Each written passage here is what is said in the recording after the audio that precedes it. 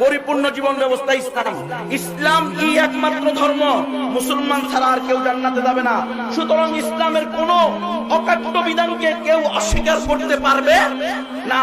যেমনি ভাবে কাদিয়ানীরা কাফের, কাফের জু না বলে ও ভি কাফের। কথা বলেন, কাদিয়ানীদেরকে যারা কাফের বলবে না তারাও কি হবে? কাফের হবে। তারা নামাজ পড়লেও কাফের, রোজা রাখলেও কাফের, মসজিদ করলেও কাফের, মাদ্রাসা করলেও কাফের, আল্লামা শফির বন্ধু হলেও কাফের, জুনায়েদ নগরীর বন্ধু হলেও কাফের। যদি তারা কুফরের খেতা থেকে নাম কাটতে হয় অবশ্যই কাদিয়ানীদেরকে কাফের বলতে হবে। কি বলেন, ঠিক আছে কিনা? ওয়াজ ভুল হইলে হুজুররা ধরে দিবেন ইনশাআল্লাহ। আমরা নিজেকে ছাত্র মনে করি জন্ম থেকে মৃত্যু পর্যন্ত। ভুল হবে সাথে সাথে তওবা করব।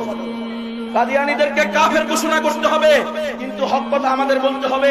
কাদিয়ানীরা যেমনি ভাবে আল্লাহ তাআলার অকাট্য বিধান খতমে নবুয়তকে অস্বীকার করার কারণে আজকে কি হয়েছে? কাফের হয়েছে। এমনই একটি অকাট্য বিধান হলো ইসলামে জিহাদ ফি সাবিলিল্লাহ। কথা বলেন মুসলমান, জিহাদ ইসলামের বিধান কিনা? সন্ত্রাস ইসলামের বিধান না। সন্ত্রাস হারাম, সন্ত্রাস কবিরা গুনাহ। সন্ত্রাসীর সাথে ইসলামের সাথে কোনো সম্পর্ক নাই। কিন্তু জিহাদ ইসলামের ফরজ বিধান।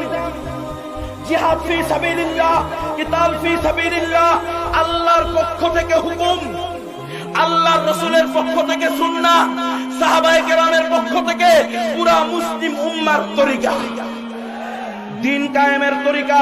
জিহাদ ফি সাবিলিল্লাহ কেন বলতেছি বুঝবেন। আজকে খ্রিস্টানদেরকে ইহুদিরা ব্যবহার করে, এই ইহুদিরা মুসলমানদের দিলের ভিতরে জিহাদের বিরুদ্ধে এমন এমন শব্দ, এমন এমন বাক্য, এমন এমন আচার ব্যবহার ঢুকিয়ে দিচ্ছে যে মুসলমানরা তাদের সন্তানকে দাঁড়িয়ে রাখতে দিচ্ছে না, মুসলমানরা তাদের সন্তানকে 5 ওয়াক্ত নামাজ মসজিদে পড়তে দিচ্ছে না। আমি আপনাদেরকে বলছি, এই দেখেন আমার হাতে একটা কাগজ আছে, এটা হলো খ্রিস্টানদের পক্ষ থেকে একটা সিটি, মিরপুর 12 নম্বর সালমান সাহেবের মাদ্রাসা, দারুল রাশাদ মাদ্রাসার মুহতামিম মাওলানা সালমান সাহেবের কাছে এই চিঠি পাঠিয়েছে খ্রিস্টানরা।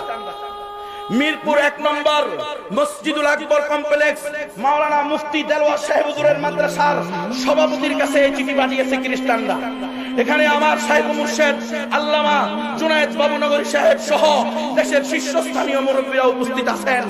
আপনাদের কাছে আমার করজোর আবেদন, দেখেন এই খ্রিস্টানরা ইসলামকে অপব্যাখ্যা করে কোরআনের আয়াতকে কেটে ছেটে এটার তাহরিফ করে খ্রিস্টান ধর্ম প্রতিষ্ঠা করার চেষ্টা করেছে।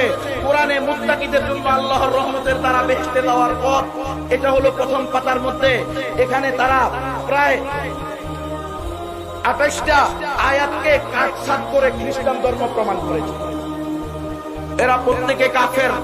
এরা এরপরে 2য় পৃষ্ঠার ভিতরে কোরআনে মুত্তাকিদের জন্য ঈমানের দ্বারা বেহেশতে যাওয়ার পথ এই নামে আরো প্রায় 44টা আয়াতকে এবং হাদিসকে অপব্যাখ্যা করে খ্রিস্টান ধর্ম প্রচার করেছে।